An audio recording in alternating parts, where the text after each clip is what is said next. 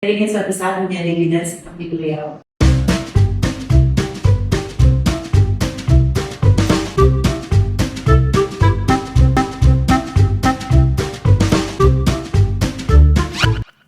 Halo semua, selamat pagi dan selamat beraktivitas. Sebelumnya perkenalkan, saya Aira Putri dari Prodi Sarjana Terapan Jurusan Kepidana. Selamat datang di podcast Triple B, yaitu Bincang-Bincang Bidana. Pada episode kali ini kita akan membahas mengenai peluang bidana di era milenial.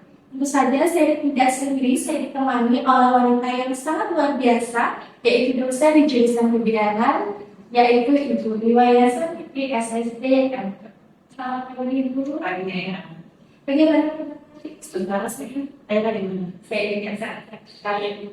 Nah, sebelum kita mulai, pasti teman-teman di rumah itu masalah sebenarnya siapa sih di perusahaan ini? Boleh diperkenalkan terlebih dahulu dengan teman-teman semua.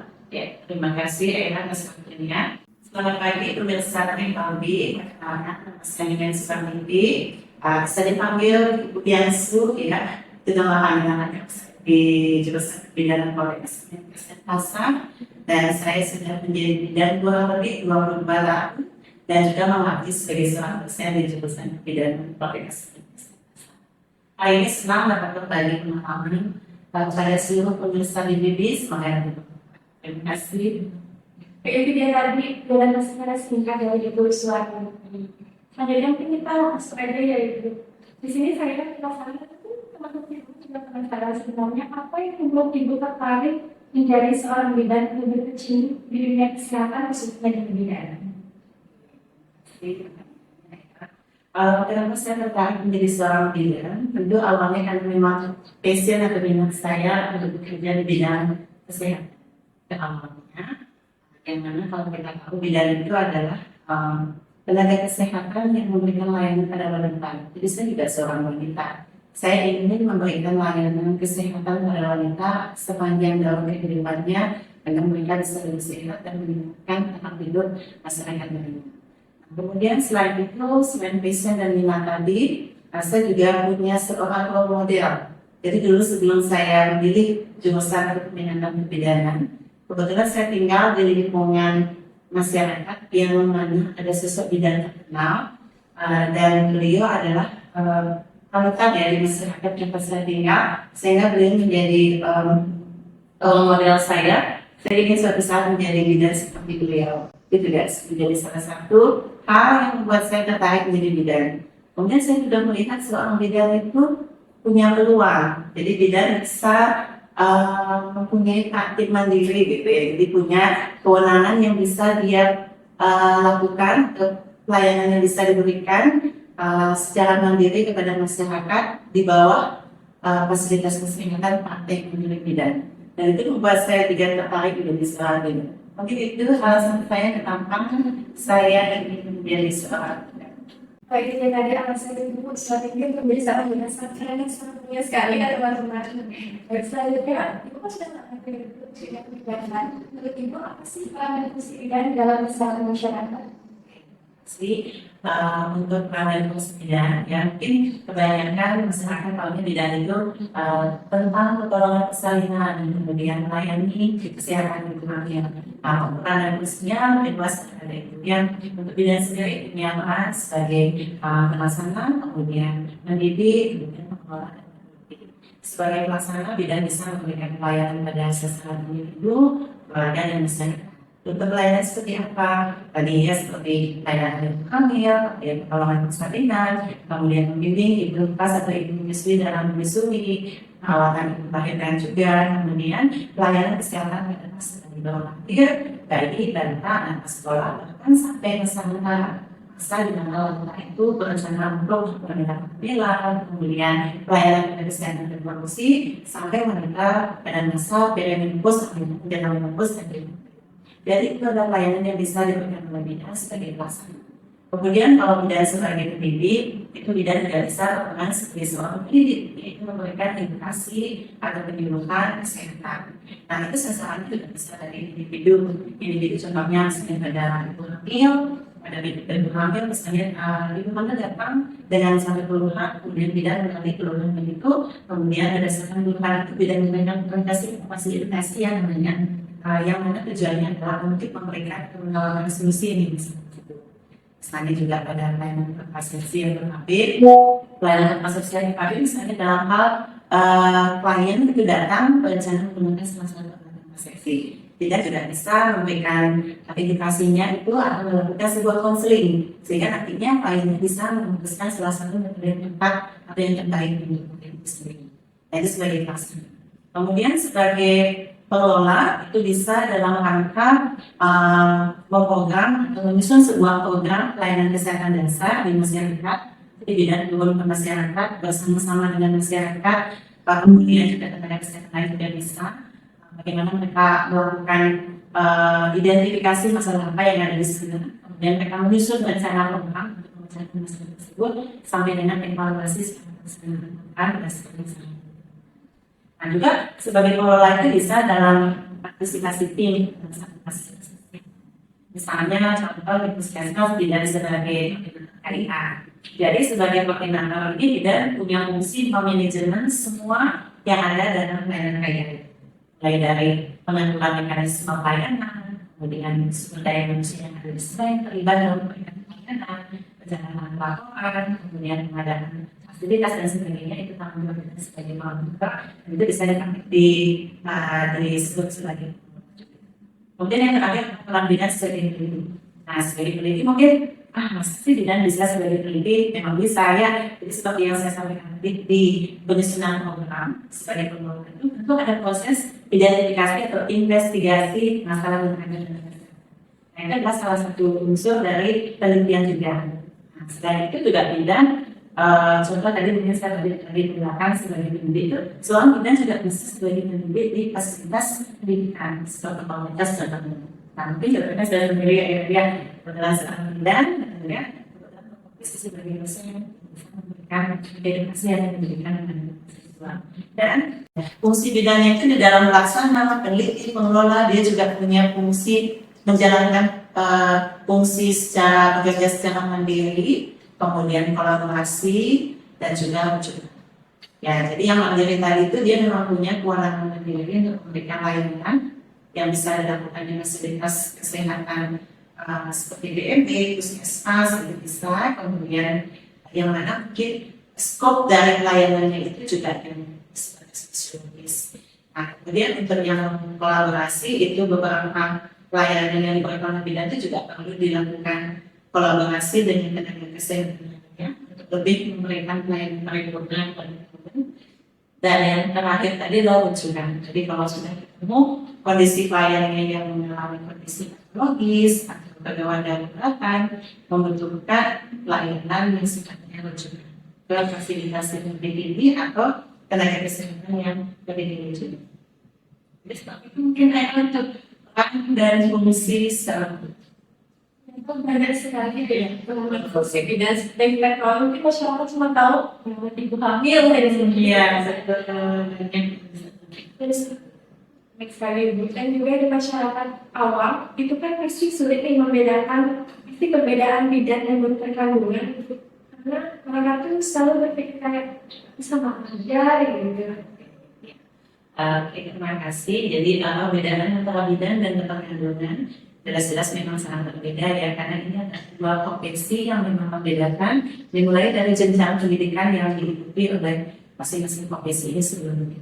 Jadi untuk bidan sendiri awalnya seorang calon bidan atau siswa bidan itu bisa menempuh pendidikan di jenjang pendidikan itu ada diploma 3 kebidanan, kemudian sarjana dan profesi bidan.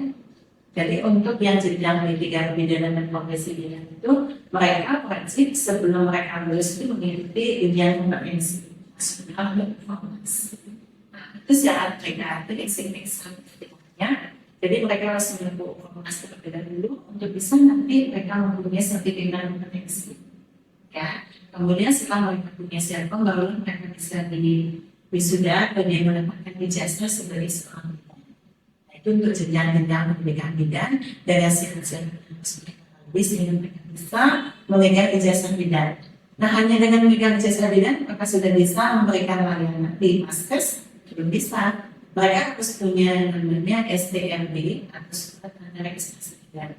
Jadi ini namanya dalam SPMB. Ya, sebagai tangan mereka sudah teregistrasi sebagai bidan dan itu juga harus memenuhi persyaratan yang sudah dibangunkan sesuai dengan. Jadi ketika bidan sudah memegang dari SPMB, barulah mereka bisa memberikan pelayanan kesehatan seluruh Indonesia. Itu untuk bidannya sendiri. Nah, ada pelayanan yang bisa diberikan oleh bidan itu yang sebatas tadi sesuai dengan kewenangan bidan ya, dan kewenangan bidan itu sudah diatur juga dengan regulasinya sendiri. Kalau untuk kewenangan atau izin penyelenggaraan bidan itu sesuai dengan Permenkes 8 tahun 2017, yang mana pelayanannya itu dalam skop pelayanan kesehatan ibu, pelayanan kesehatan anak, dan juga kesehatan reproduksi dan bayi.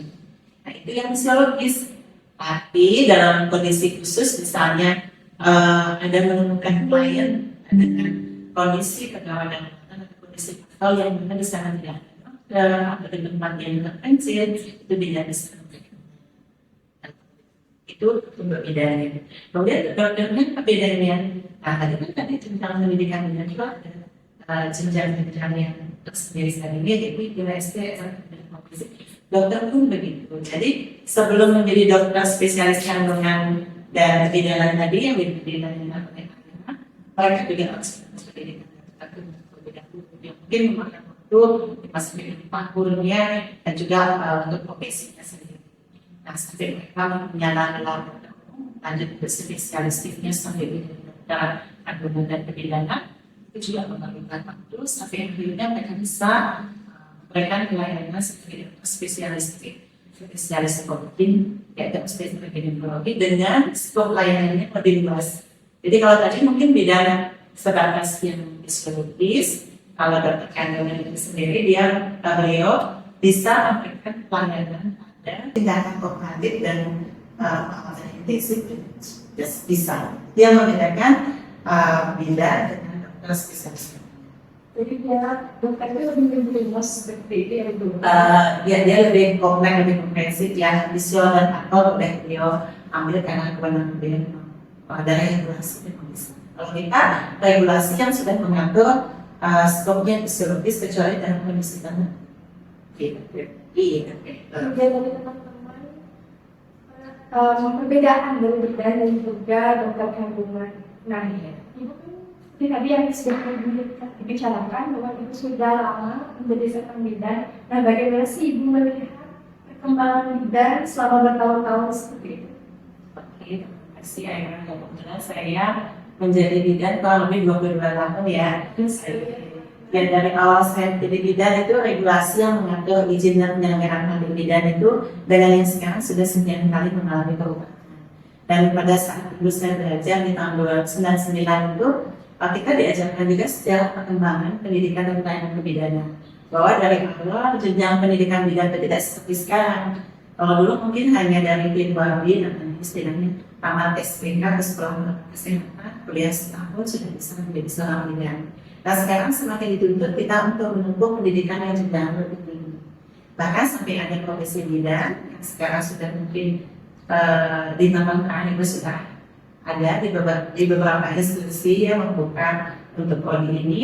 Kemudian bahkan ada yang sudah menyandang magister kebidanan. Ya, jadi beberapa institusi besar seperti Universitas Pendidikan, kemudian Universitas Brawijaya, kalau nggak salah di Undip juga sudah ada dibuka untuk pendidikan magister kebidanan. Jadi bidan sekarang sudah sampai jenjangnya sudah sampai ke magister, ya sudah sangat berkembang sekali dari segi pendidikan. Kemudian untuk layanan kebidanan sendiri pada saat sekarang itu sangat berkembang sekali. Dan dulu mungkin kita sebatas melakukan pelayanan asuhan yang standar. Jadi setiap asuhan kayak di kehamilan, persalinan, nifas, kita punya standarnya sendiri. Contoh misalnya di kehamilan, klien datang diberikan SURT, gitu ya, kemudian ada asuhan antara 14, kemudian BMK, gitu ya. Nah sekarang ada tambahan atau komplementer istilahnya.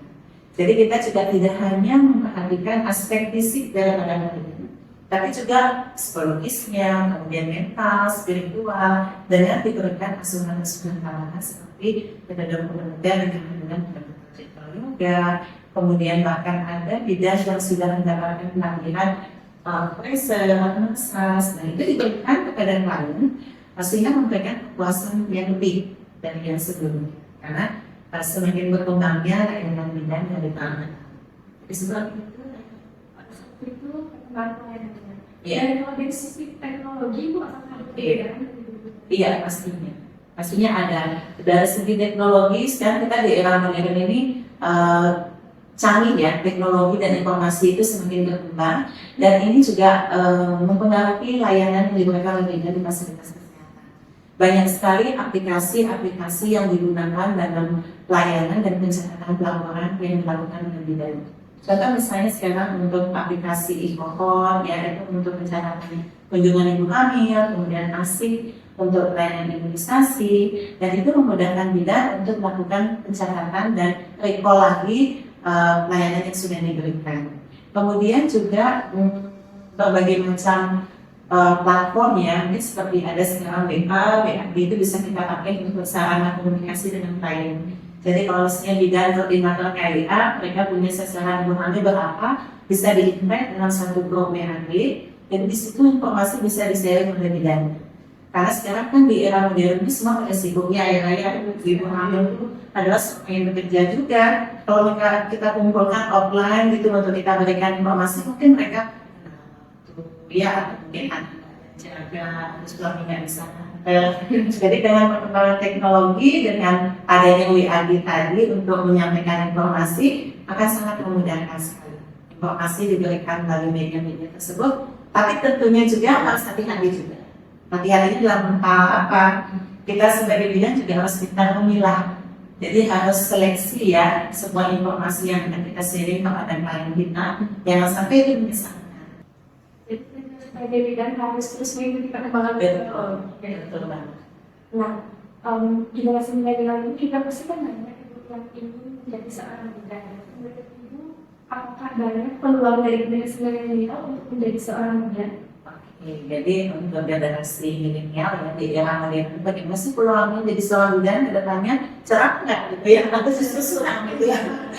Oke, mungkin kita tahu sekarang di era modern ini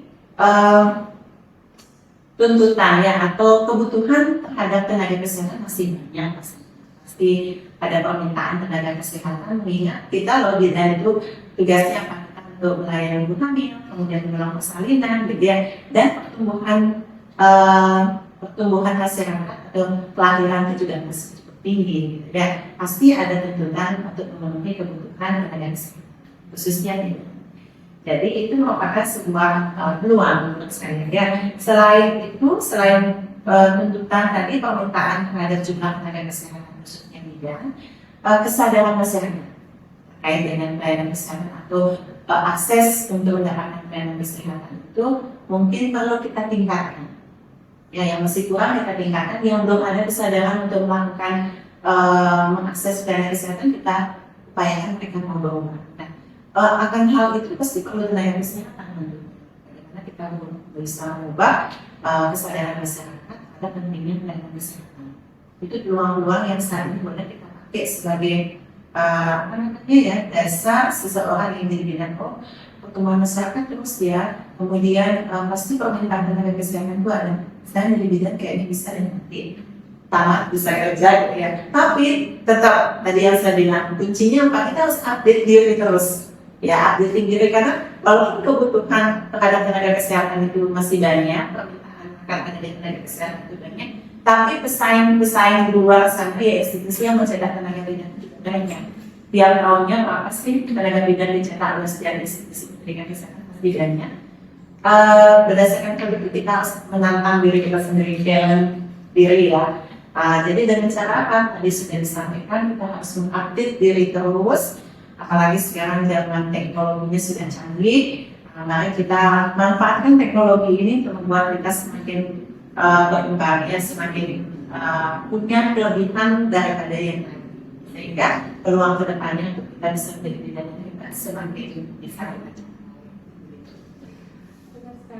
Peluang itu sudah pasti ada yang dari kita yang mencari informasi berkaitan dengan. Kalau ada peluang pasti juga ada hambatan. Iya, pastinya. Sebagai generasi milenial itu menurut Ibu apa sih hambatan terbesar untuk menjadi seorang bidan? Hambatan mungkin saya tidak ingin sesuatu itu dilihat dari sudut pandang yang negatif di era misalnya tadi era modern, digitalisasi, perkembangan informasi teknologi, jangan kita lihat dari belakang, tapi pakai itu sebagai tantangan. Ya, tantangan kita lihat itu sebagai suatu tantangan. Oke, di era modern ini teknologi informasi itu semakin berkembang. Tantangan saya apa? Jadi saya tadi update diri terus, kita harus update diri dengan menempuh pendidikan. Mungkin kalau sekarang masih D3, nanti saya melanjut lagi sampai profesi gitu ya. Saya terus ingin mengupdate diri saya. Bila perlu mungkin di pendidikan kemarin ada yang membuat saya tertarik mungkin mendalami metode komplementer, tidak optimal mungkin pada saat perkuliahan SKS-nya tidak terlalu besar. Saya ingin nanti ikut pelatihan yang non formal dulu ya. Jadi pelatihan, workshop, seminar itu saya ikuti. Itu tantangan untuk diri kita untuk meningkatkan diri. Kita update diri terus dengan cara-cara seperti itu. Dan kita harus memperhatikan itu tadi dari segi knowledge ya, dari segi updating diri, dari segi substansi keilmuan dari kebidanan itu sendiri. Namun ada hal penting yang jangan sampai lupa, yaitu masalah attitude, sikap. Ya itu harus balance. Jadi ketika bidan memberikan pelayanan tadi mungkin secara ilmu sudah high, kemudian sudah yang level tinggi lah ya, sudah profesi loh bidannya, tetapi attitude-nya kurang, tidak akan bisa menciptakan sebuah chemistry. Kita ingin klien itu merasa dekat dengan kita, dia membutuhkan kita. Kalau kita tidak ada pada saat jadwal dagang, kita sampai ditanyain bidannya itu di mana sih gitu ya. Itu sudah tercipta chemistry namanya. Nah itulah tantangan kita, bagaimana kita bisa meningkatkan diri dari segi knowledge, kemudian dari segi attitude tadi, dan terampilnya tangan kita dalam bekerja. Itu merupakan tantangan yang harus kita pikirkan untuk era modern ini. Dan satu lagi mungkin yang penting, hati-hati juga ya, kita harus selektif, kita harus pintar memilah. Ya, tadi teknologi kita bisa lihat dari dua sisi mata uang ya. Jadi kita harus melihat, oh tadi banyak keuntungan-keuntungan yang bisa didapatkan dengan bicara teknologi di zaman yang modern ini. Tetapi kita harus pintar memilah, kita harus selektif memilah informasi. Jangan sampai kita menginformasikan atau sharing kepada klien kita informasi yang belum terverifikasi kebenarannya. Ya, sehingga klien kita mendapatkan informasi yang salah justru disesatkan, bukan yang menyelesaikan masalah yang dialami, tapi justru benar. Itu juga menjadi sebuah tantangan untuk kita untuk bisa diambil. Oke, begitu aja. Itu baik. Jangan melihat sebuah masalah sebagai masalah, tapi sebuah tantangan diri. Dua tantangan. Dari teman-teman itu, apakah ibu memiliki tips dan trik mungkin untuk teman-teman di rumah yang ingin menjadi bidan atau yang sedang menempuh pendidikan bidan? Apakah ibu ada tips dan trik dari ibu yang sudah lama sekali menjadi bidan? Tips untuk yang belum kuliah dan yang sudah kuliah ya. Kalau yang belum kuliah mungkin pertama, kalau memang ingin jadi bidan pastikan memang karena passion atau minat adik-adik di rumahnya. Jadi jangan sampai karena ikut-ikutan teman gitu, atau aduh ibunya soalnya nyuruh, atau mungkin keluarga kebetulan bidan jadi ikut, padahal minat atau passionnya nggak ada kesana. Itu berisiko banget ya, karena selama proses pendidikan kalau memang bukan minat dari diri sendiri, sulit menjalaninya. Khawatirnya nanti stuck di tengah sehingga tidak bisa menyelesaikan sampai akhir. Jadi pertama harus pastikan itu memang minat atau bisa adik-adik di rumah. Ya, kemudian yang kedua, kalau memang sudah memang itu passionnya adik-adik harus rajin searching, googling untuk institusi pendidikan yang terbaik, gitu ya. Institusi pendidikan yang terbaik itu seperti apa? Kita cek dulu status akreditasinya.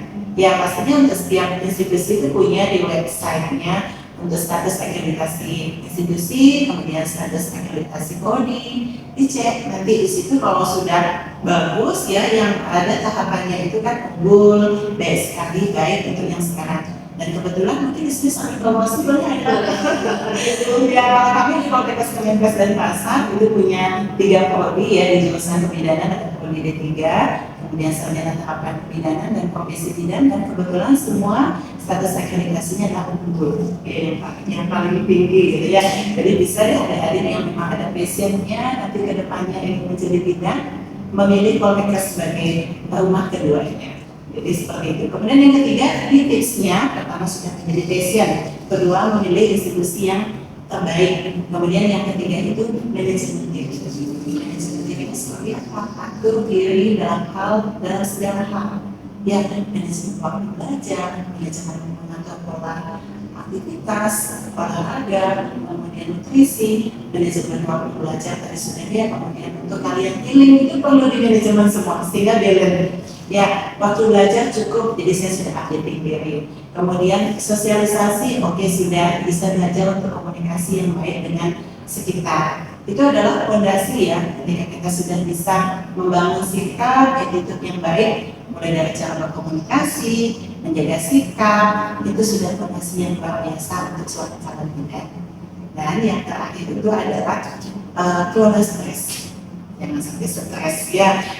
Tadi kan sudah itu masuk dalam manajemen diri, termasuk untuk mengelola stres. Kalau memang ada masalah, kalian harus berani menceritakan kepada orang tua, teman terdekat, jangan dipendam sendiri karena itu akan menjadi kemarahan untuk kita.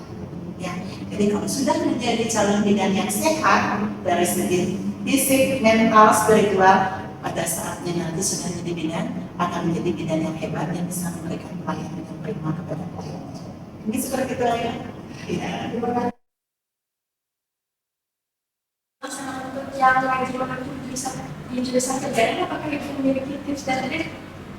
Mungkin tadi sudah ingat ya di dalamnya. Jadi manajemen diri ya, manajemen waktu belajar. Kalian belajar, oke, saya telah kumpul seharian belajar. Tidak juga ya seperti itu ya. Boleh diimbangi dengan kegiatan non akademik. Saya suka tuh menyanyi, oke, ikut UKM paduan suara, promosi juga ya menjelaskan. Atau memang suka dengan nadi musik, ikut ya di sana. Atau saya suka olahraga voli, Bu, imbangi. Jadi buat apa namanya, kita punya timetable ya.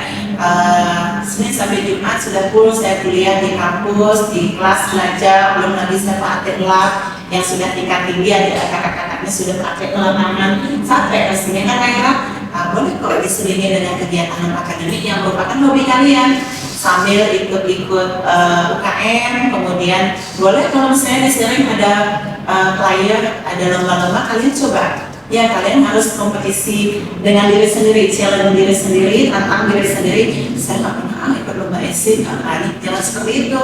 Kita harus mencoba dulu, baru kita tahu bahwa kita punya kemampuan apa tidak untuk itu.